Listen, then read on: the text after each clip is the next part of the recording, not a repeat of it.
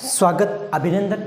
भारतीय संविधान एवं राज्य व्यवस्था के बारे में चर्चा कर रहे हैं और हमने पिछली क्लास में उच्च न्यायालय के बारे में चर्चा की थी। आज हम एक बार फिर उच्च न्यायालय के बारे में चर्चा करते हैं और आज हम एक एक अनुच्छेद के बारे में चर्चा करेंगे। साथ में अनुच्छेद में जो प्रावधान मिलते हैं उनके बारे में चर्चा करेंगे और दोनों से अगर चर्चा हो जाए तो हमें अनुच्छेद का भी पता चल जाता है, प्रावधान का भी पता चल जाता है। प्रतियोगिता परीक्षा में आपका किसी प्रकार से कोई भी प्रश्न गलत नहीं होने की संभावना रहती है। साथियों, अगर हम बातचीत करें कि उच्च न्यायालय में जो न्यायाधीश होते हैं, उच्च न्यायालय में जो न्यायाधीश होते हैं उनकी जो संख्या का जो निर्धारण है वो कौन करता है? इसका उत्तर यह है कि उच्च न्यायालय में जो न्यायाधीश होते हैं, मुख्य न्यायाधीश सहित अन्य जो न्यायाधीश होते हैं, इनकी संख्या का जो निर्धारण है वो राष्ट्रपति करता है। राष्ट्रपति उच्च न्यायालय के मुख्य न्यायाधीश सहित अन्य न्यायाधीशों की संख्या का निर्धारण तो करता है, लेकिन किस अनुच्छेद के तहत करता है? उस अनुच्छेद का नाम है भारतीय संविधान का अनुच्छेद 218। भारतीय संविधान का अनुच्छेद 218 क्या बतलाता है? तो भारतीय संविधान का अनुच्छेद 218 ये बतलाता है कि उच्च न्यायालय में मुख्य न्यायाधीश सहित अन्य न्यायाधीशों की संख्या का निर्धारण राष्ट्रपति करता है। ये भारतीय संविधान में अनुच्छेद 218 के बारे में जानकारी मिलती है। तो पहले हम भारतीय संविधान के अनुच्छेद 218 के बारे में पढ़ लेते हैं। अनुच्छेद 218 की बात करें तो हमें जानकारी मिलती है उच्च न्यायालय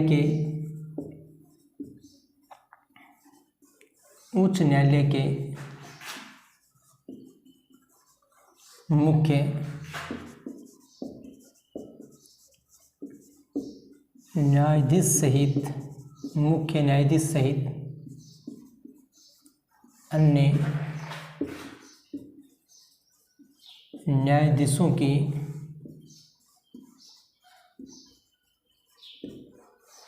संख्या का निर्धारण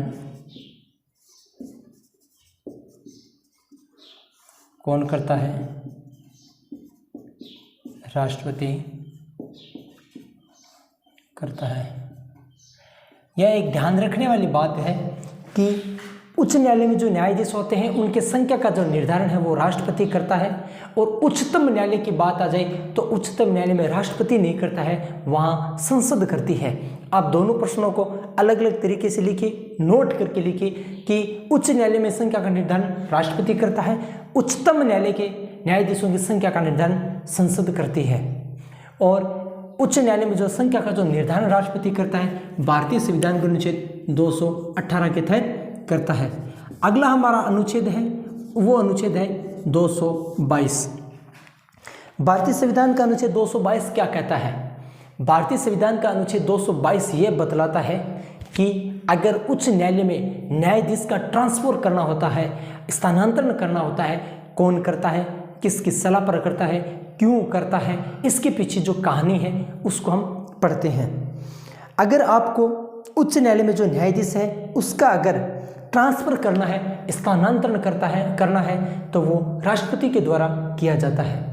राष्ट्रपति साहब उच्चतम न्यायालय के, सर्वोच्च न्यायालय के, सुप्रीम कोर्ट के मुख्य न्यायाधीश की सलाह पर उच्च न्यायालय के न्यायाधीशों का ट्रांसफर करते हैं। अगर आपको पूछे कि उच्च न्यायालय के न्यायाधीशों का स्थानांतरण किया जाता है राष्ट्रपति के द्वारा, किसकी सलाह पर? सुप्रीम कोर्ट, उच्च न्यायालय, सर्वोच्च न्यायालय के मुख्य न्यायाधीश के सलाह पर। भारतीय संविधान के किस अनुच्छेद में यह प्रावधान किया गया है कि उच्च न्यायालय के मुख्य न्यायाधीश सहित अन्य न्यायाधीशों से ट्रांसफर किया जाता है? तो राष्ट्रपति मुख्य न्यायाधीश की सलाह लेते हैं, उच्चतम न्यायालय के मुख्य न्यायाधीश की सलाह लेते हैं, तो वो भारतीय संविधान का अनुच्छेद 222 है। अब हम 222 के प्रावधान के बारे में चर्चा कर लेते हैं। हम यहाँ लिख देते हैं उच्च न्यायालय के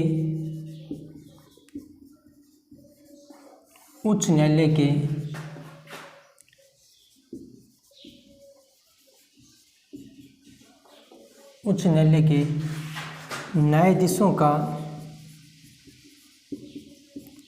स्थानांतरण राष्ट्रपति के द्वारा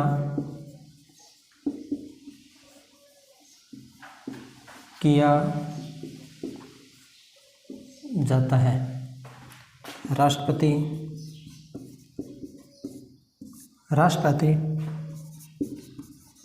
उच्चतम न्यायालय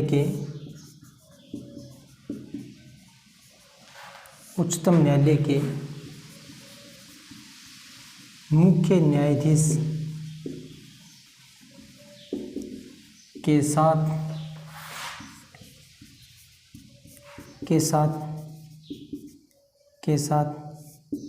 विचार विमर्श करके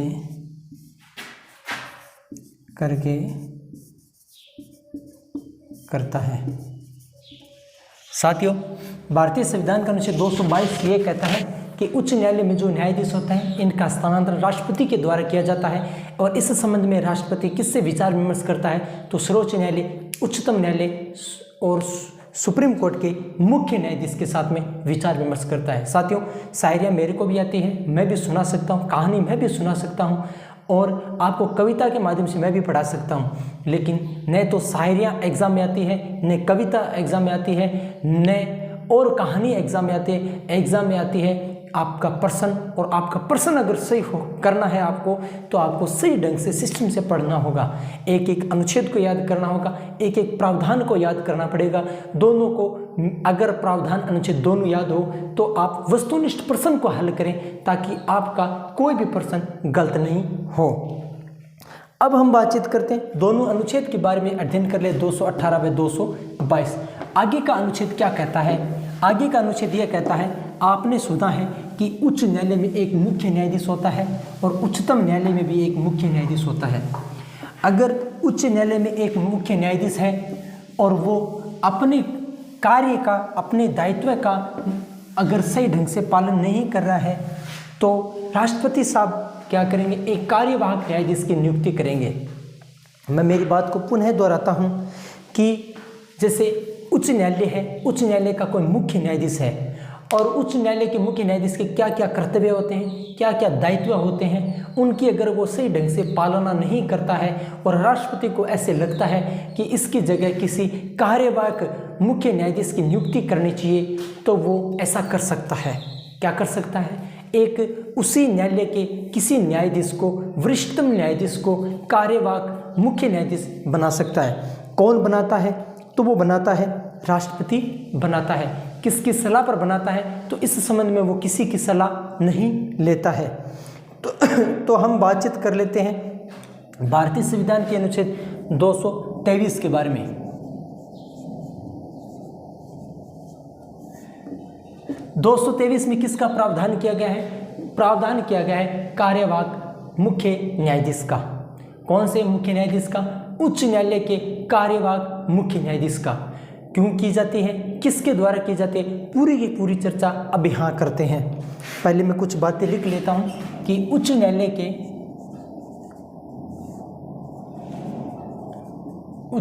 के कार्यवाहक मुख्य न्यायाधीश।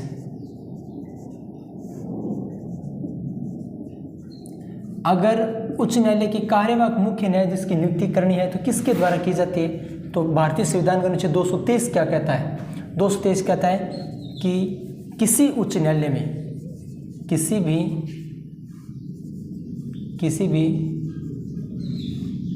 उच्च न्यायालय में किसी भी उच्च न्यायालय में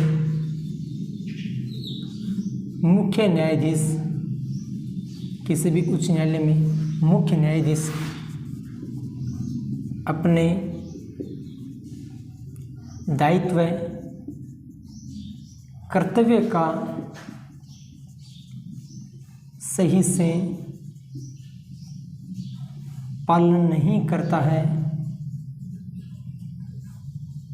तो राष्ट्रपति उच्च न्यायालय के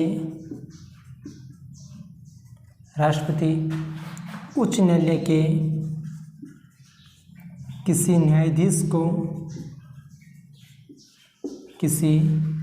न्यायाधीश को कार्यवाहक मुख्य न्यायाधीश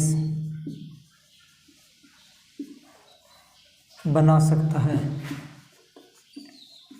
बना सकता है। क्या कर सकता है राष्ट्रपति? भारतीय संविधान का अनुच्छेद 223 यह कहता है उच्च न्यायालय में कार्यवाहक मुख्य न्यायाधीश की नियुक्ति की जा सकती है। नियुक्ति कौन करता है? राष्ट्रपति करता है। किसकी सलाह पर करता है? किसी की सलाह पर नहीं करता है। क्यों करता है?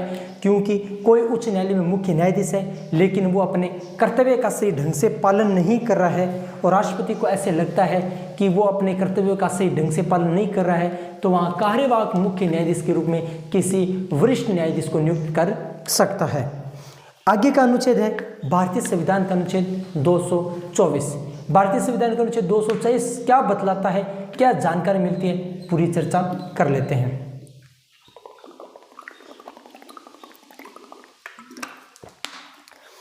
भारतीय संविधान का अनुच्छेद 224 ये कहता है अतिरिक्त न्यायाधीश के बारे में। अतिरिक्त न्यायाधीश का मतलब क्या होता है? अतिरिक्त न्यायाधीश का मतलब है कोई स्कूल है, जैसे उस स्कूल में क्या हुआ कि बच्चे बहुत ज़्यादा हैं और बच्चों का नामांकन ज़्यादा है, बच्चे बढ़ते ज़्यादा आते हैं लेकिन टीचर 2 या 3 है। अब आप क्या करोगे? किसी टीचर को डेपुटेशन पर यहाँ लगाते हैं कि आप प्रतिनियुक्ति पे जाओ और वहाँ बच्चे ज़्यादा होने के कारण एक सप्ताह 6 महीने 4 महीने आप वहाँ काम करो। जैसे शिक्षा विभाग में जैसे डेपुटेशन का कार्य होता है, प्रतिनियुक्ति का कार्य होता है, वैसे क्या होता है कोई उच्च न्यायालय है, उस उच्च न्यायालय में मामले बहुत ज़्यादा लंबित पड़े हैं और न्यायाधीश पूरे नहीं हैं, न्यायाधीशों की संख्या कम है, तो राष्ट्रपति क्या करता है कि उच्चतम न्यायालय के मुख्य न्यायाधीश के साथ में विचार विमर्श करके और अतिरिक्त न्यायाधीश की नियुक्ति कर सकता है। कौन करता है? राष्ट्रपति करता है। किसकी सलाह पर करता है? उच्चतम न्यायालय के मुख्य न्यायाधीश की सलाह पर करता है। कितने समय के लिए इसका अतिरिक्त न्यायाधीश की नियुक्ति की जाती है? तो 2 साल के लिए अतिरिक्त न्यायाधीश की नियुक्ति की जाती है। अब हम आगे के प्रावधानों के बारे में और चर्चा कर लेते हैं। पहले हम भारतीय संविधान के अनुच्छेद 224 के बारे में सामान्य बातें लिख लेते हैं। हम बात कर रहे हैं अनुच्छेद 224 और 224 क्या कहता है? उच्च न्यायालय में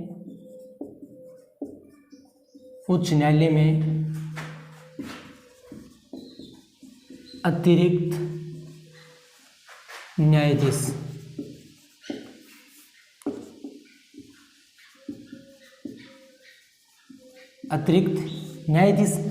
अब अतिरिक्त न्यायाधीश का मतलब क्या होता है? तो हम यहाँ लिख लेते हैं कि किसी भी उच्च न्यायालय में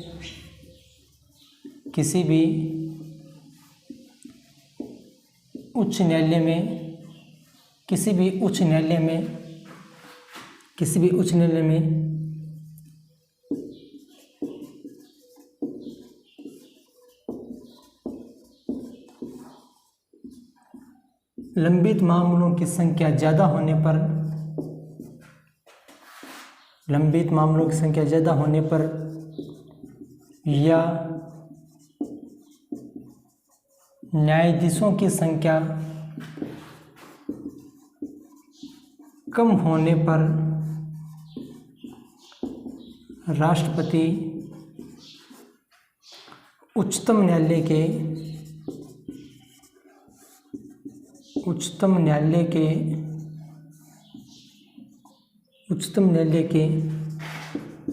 मुख्य न्यायाधीश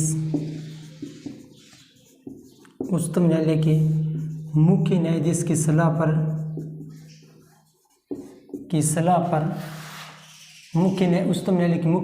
पर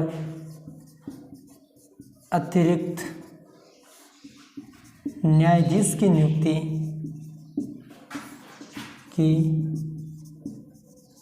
नियुक्ति की जाती है। अगर आपको पूछ ले उच्च न्यायालय में अतिरिक्त न्यायाधीश का प्रावधान कहाँ मिलता है? भारतीय संविधान के अनुच्छेद 224 में। उच्च न्यायालय में अतिरिक्त न्यायाधीश की नियुक्ति कौन करता है? तो राष्ट्रपति करता है। अतिरिक्त न्यायाधीश की नियुक्ति राष्ट्रपति के द्वारा की जाती है, लेकिन किसकी सलाह पर की जाती है? तो वो उच्चतम न्यायालय के मुख्य न्यायाधीश पर सलाह पर की जाती है। एक बार मेरी बात को मैं पुनः दोहराता हूँ, हम पढ़ रहे हैं भारतीय संविधान के अनुच्छेद 224। भारतीय संविधान का अनुच्छेद 224 ये बतलाता है कि कोई भी उच्च न्यायालय हो, उच्च न्यायालय में लंबित मामला, न्यायिक मामला पेंडिंग पड़ा हो और उस न्यायालय में अगर न्यायाधीश की संख्या कम हो तो राष्ट्रपति उच्च न्यायालय में क्या कर देता है, अतिरिक्त न्यायाधीश की नियुक्ति करता है। लेकिन इस संबंध में वो उच्चतम न्यायालय के मुख्य न्यायाधीश के साथ में विचार विमर्श करता है। अब हम भारतीय संविधान के आगे का अनुच्छेद पढ़ते हैं। उस अनुच्छेद का नाम है भारतीय संविधान का अनुच्छेद 227। भारतीय संविधान का अनुच्छेद 227 क्या बतलाता है, क्या प्रावधान किया गया है, एक एक के बारे में पढ़ लेते हैं। प्रावधान के बारे में पढ़ लेते हैं, अनुच्छेद के बारे में पढ़ लेते हैं। आपको पता है कि किसी भी राज्य का अगर शीर्ष न्यायालय होता है तो वो होता है उच्च न्यायालय, किसी भी राज्य का। और हमारे देश की बात करें तो शीर्ष न्यायालय है उच्चतम न्यायालय। अगर कोई राज्य है, उस राज्य का शीर्ष न्यायालय उच्च न्यायालय है, तो उच्च न्यायालय के कुछ अधिकार है। वो क्या क्या कर सकता है, वो ये कर सकता है कि अपने अधीनस्थ न्यायालयों का निरीक्षण कर सकता है, अपने अधीनस्थ न्यायालयों के लिए नियम बना सकता है, अधीनस्थ न्यायालयों से वो विवरण मंगवा सकता है। हम पढ़ रहे हैं भारतीय संविधान का अनुच्छेद 227। हमने कहा कि किसी भी राज्य का जो शीर्ष न्यायालय होता है वो उच्च न्यायालय होता है और उच्च न्यायालय के कुछ ऐसे अधिकार हैं कि वो अपने अधीनस्थ न्यायालयों के लिए नियम बना सकता है, उनका निरीक्षण कर सकता है, उनसे विवरण मंगवा सकता है। अगर पूछे कि अपने उच्च न्यायालय अपने अधीनस्थ न्यायालयों का निरीक्षण कर सकता है किस अनुच्छेद के तहत, तो अनुच्छेद 227 के तहत कर सकता है। भारतीय संविधान के अनुच्छेद 227 के बारे में चर्चा कर लेते हैं, बाद में हम आगे के अनुच्छेद 28, 29, 30, 31, 32, 33, 34 के बारे में अध्ययन करेंगे ताकि भारतीय संविधान के एक एक अनुच्छेद के बारे में भी चर्चा हो जाए और उनके प्रावधानों के बारे में भी चर्चा हो जाए। पहले हम बातचीत कर लेते हैं अनुच्छेद 227 के बारे में। अगर भारतीय संविधान का अनुच्छेद 227 के बारे में अगर बातचीत करें तो क्या मिलता है, तो हम इनके प्रावधानों के बारे में लिख लेते हैं। किसी भी राज्य का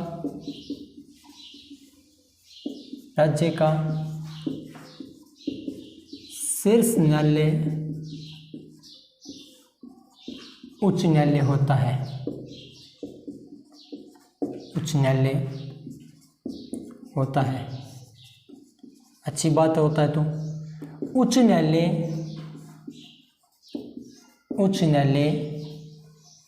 अब उच्च न्यायालय क्या क्या करता है, ए पे लिख लेते हैं, नंबर ए पर अपने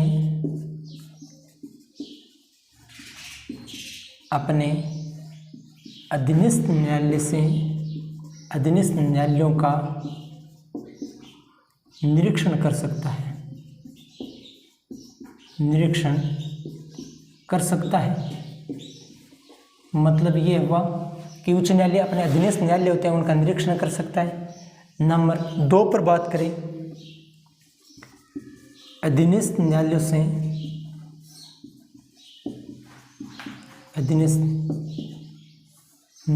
से विवरण मंगवा सकता है, कोई बात नहीं। नंबर 3 की बात करें तो अधीनस्थ न्यायालयों के लिए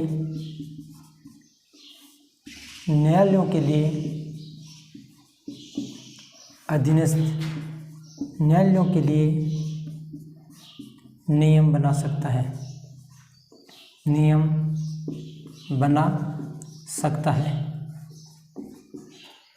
मतलब ये हुआ कि इनका हेडमास्टर कौन हो गया, तो अधीनस्थ न्यायालय होते हैं, इनका हेडमास्टर हो गया राज्य का उच्च न्यायालय। वो अपने अधीनस्थ न्यायालयों का निरीक्षण कर सकता है, विवरण मंगवा सकता है और उनके लिए नियम बना सकता है। उच्च न्यायालय किसी भी राज्य का शीर्ष न्यायालय होता है और उसका कर्तव्य है, उनके दायित्व है, उनका अधिकार है कि वो अधीनस्थ न्यायालयों के लिए नियम बना सकता है, उनका निरीक्षण कर सकता है, उनसे विवरण मंगा सकता है। जिसके तहत ये करता है वो भारतीय संविधान का अनुच्छेद कौन सा है, 227। अगर हम बातचीत करें भारतीय संविधान के अगले अनुच्छेद के बारे में, तो अगला अनुच्छेद है भारतीय संविधान का अनुच्छेद 228। 228 के बारे में जानकारी ये मिलती है कि उच्च न्यायालय होता है वो अपने अधीनस्थ न्यायालयों में जो लंबित मामले हैं, विचाराधीन मामला है, वो अपने पास मंगवा सकता है। प्रश्न ऐसे आ जाए कि अधीनस्थ न्यायालयों से अपने पास लंबित मामले मंगवा सकता है कौन? राज्य का उच्च न्यायालय। किस संविधान की धारा के तहत, मतलब अनुच्छेद के तहत मंगवा सकता है? 228 के तहत। तो इनके बारे में कुछ जानकारी हम लिख लेते हैं, बाद में कुछ महत्वपूर्ण बिंदुओं के बारे में और चर्चा करेंगे। हम लिख लेते हैं अनुच्छेद 228। अनुच्छेद 228 यह कहता है कि राज्य का उच्च न्यायालय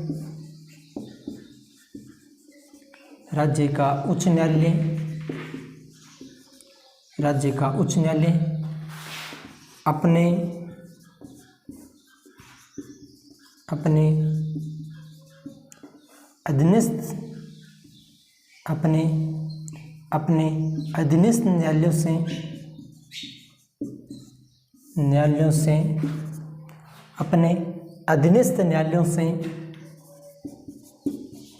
लंबित विचाराधीन मामले को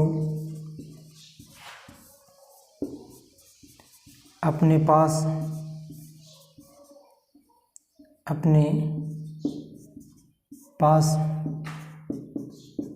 मंगवा सकता है।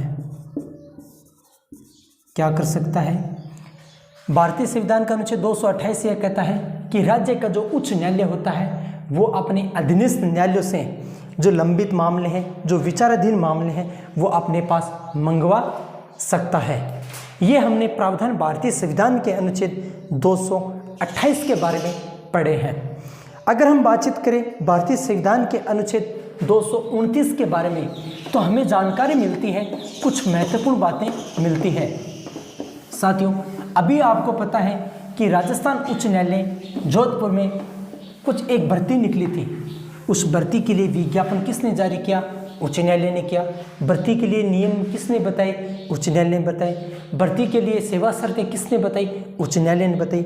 इसका मतलब यह होता है कि कोई भी उच्च न्यायालय अपने अधिकारी, अपने कर्मचारियों की नियुक्ति स्वयं करता है। उनकी नियुक्ति के लिए कानून स्वयं बनाता है, नियुक्ति के लिए सेवा शर्तें स्वयं बनाता है। ये अपने पास अधिकार रखता है कौन? उच्च न्यायालय। तो हम ये भारतीय संविधान के अनुच्छेद 229 के बारे में जब पढ़ते हैं तो हमें ये जानकारी मिलती है, उच्च न्यायालय अपने अधिकारी व कर्मचारियों की नियुक्ति स्वयं करेगा, उनके लिए नियम बना सकता है, उनके लिए सेवा शर्तें बना सकता है, ये उसको अधिकार है। तो हम भारतीय संविधान के अनुच्छेद 229 के बारे में जानकारी ले लेते हैं। पहले 229 क्या कहता है? उच्च न्यायालय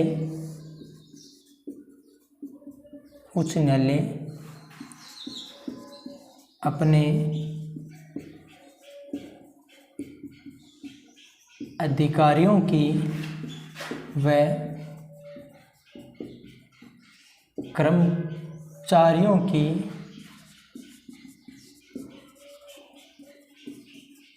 नियुक्ति स्वयं करेगा।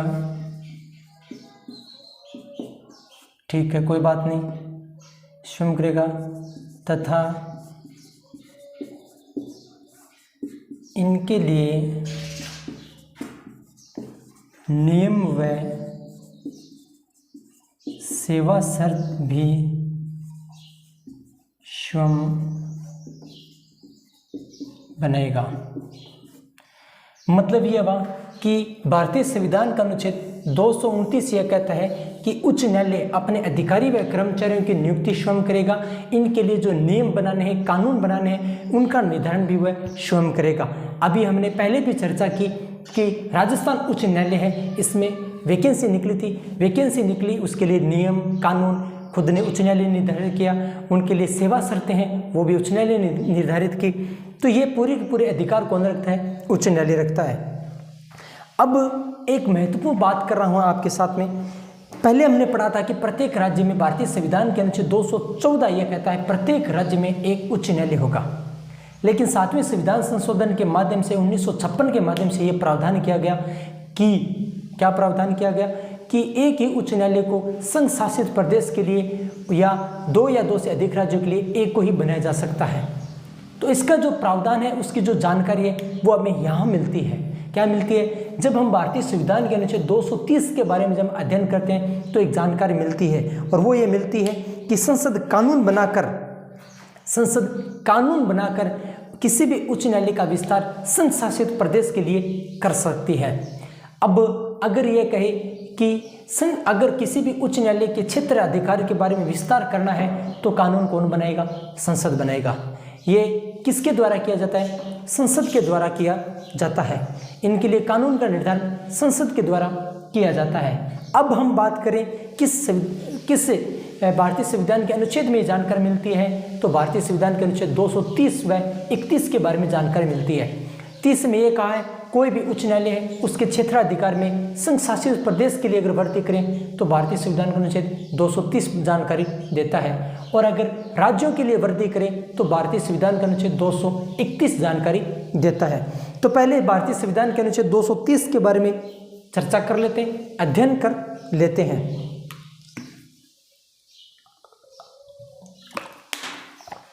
तो भारतीय संविधान का अनुच्छेद 230 क्या कहता है?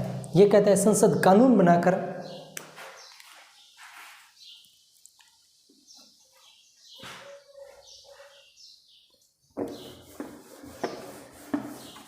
दो 230 व 31 का एक साथ में अध्ययन कर लेते हैं। पहले हम अनुच्छेद 230 में जानकारी मिलती है।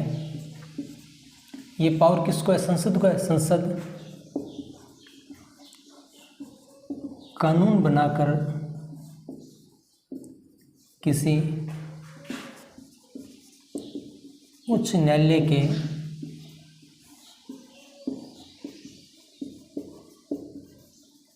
क्षेत्राधिकार में विस्तार संघ शासित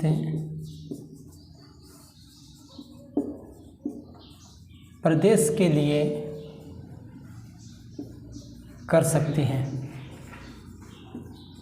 अगर कोई भी उच्च न्यायालय है उनका क्षेत्राधिकार में अगर विस्तार करना है और वो संघ शासित प्रदेश के लिए करना है तो संसद क्या करेगी? कानून बनाकर भारतीय संविधान के अनुच्छेद 230 के तहत किसी भी उच्च न्यायालय का विस्तार संघ शासित प्रदेश के लिए कर सकती है। जैसे पहले भी हमने पढ़ा है कि कुछ ऐसे न्यायालय हैं जो उसमें शामिल है। जैसे हम बात करें चंडीगढ़ उच्च न्यायालय की, तो उसमें क्षेत्राधिकार में कौन आता है? पंजाब, हरियाणा और चंडीगढ़ आता है। इसके अलावा हमने एर्नाकुलम के बारे में पढ़ा था, वो उच्च न्यायालय केरल व लक्षद्वीप के लिए है। तो भारतीय संविधान का अनुच्छेद 230 कहता है कि संसद कानून बनाकर किसी उच्च न्यायालय के क्षेत्राधिकार में विस्तार कर सकती है, कौन में? संघ शासित प्रदेशों के लिए। और अनुच्छेद 231 ये कहता है, अनुच्छेद 231 ये कहता है संसद कानून बनाकर किसी उच्च न्यायालय के क्षेत्राधिकार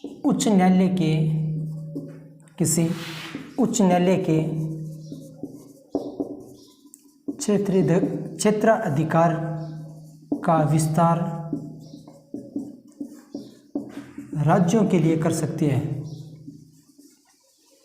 राज्यों के लिए कर सकती है।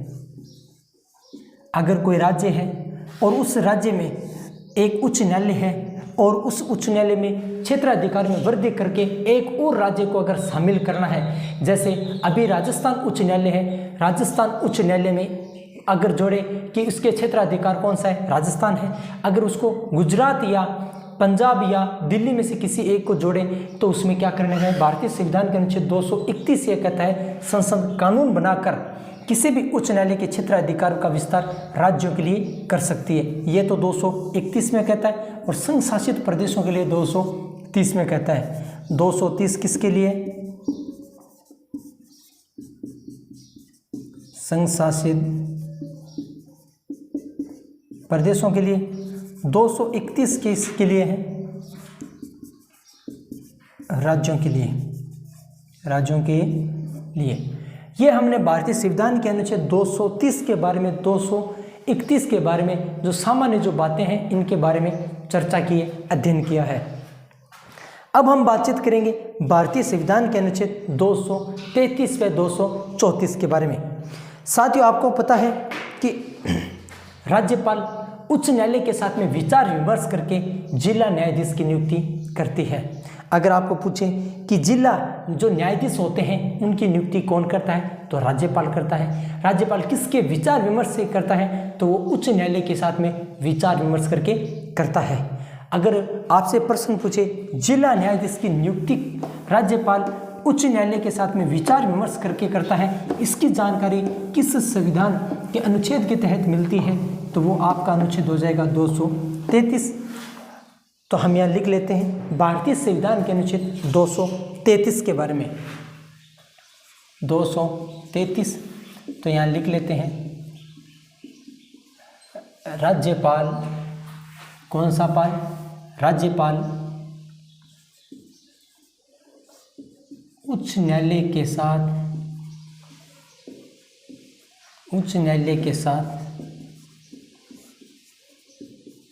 विचार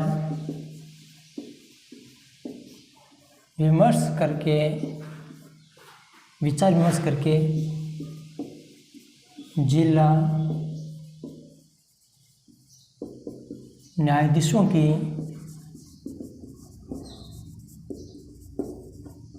नियुक्ति करता है।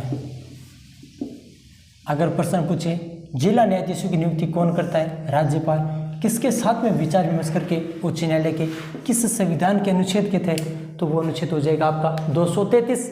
भारतीय संविधान के अनुच्छेद 233 के तहत जिला न्यायाधीशों की नियुक्ति करता है राज्यपाल, किसके साथ में विचार विमर्श करके, उच्च न्यायालय के साथ में विचार विमर्श करके। अब हम अगले एक अनुच्छेद के बारे में चर्चा करते हैं जो प्रतियोगिता परीक्षा दृष्टि से महत्वपूर्ण है। आपको पता है जिला न्यायाधीश के अलावा अगर किसी भी न्यायालय में अगर कोई न्यायिक अधिकारी की नियुक्ति करना है तो कौन करता है। जिला न्यायाधीशों के अलावा किसी भी न्यायिक अधिकारी की नियुक्ति करनी है तो राज्यपाल करता है। किसकी सलाह पर करता है, तो यहाँ उच्च न्यायालय के साथ में विचार विमर्श करेगा तथा राज्य लोक सेवा आयोग के साथ में विचार विमर्श करेगा। तो हम इनके बारे में भी जानकारी यहाँ ले लेते हैं। ये हमारा अनुच्छेद हो जाएगा 234। 234 ये कहता है राज्यपाल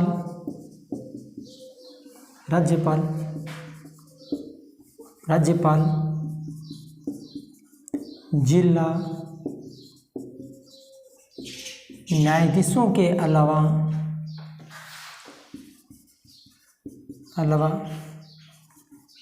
अन्य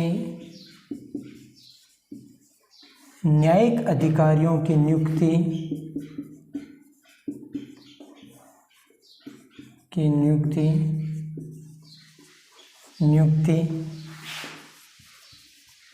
उच्च न्यायालय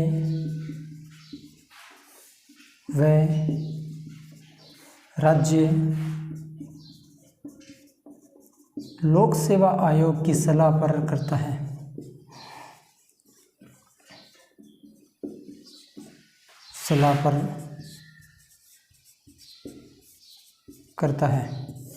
हम बातचीत करें भारतीय संविधान के अनुच्छेद 234 में, और 234 ये कहता है, 233 में तो ये लिखा है कि राज्यपाल जिला न्यायाधीशों की नियुक्ति करेगा और उच्च न्यायालय की सलाह के साथ में विचार विमर्श करके करेगा।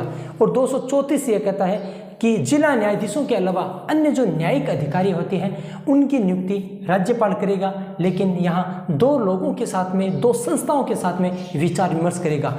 एक राज्य लोक सेवा आयोग, एक उच्च न्यायालय। राज्य का जो उच्च न्यायालय है उसके साथ में विचार विमर्श करेगा तथा राज्य लोक सेवा आयोग के साथ में विचार विमर्श करेगा। साथियों, भारतीय संविधान एवं राज्य व्यवस्था के बारे में चर्चा कर रहे हैं। हमने एक एक अनुच्छेद के बारे में चर्चा की, एक एक प्रावधान के बारे में चर्चा की, दोनों को यहाँ पढ़ा है, समझा है, और कोशिश मैं ये कर रहा हूँ कि आपका कोई भी प्रश्न गलत नहीं हो, जो मैं पढ़ा रहा हूँ आपको अच्छे से समझ में आए।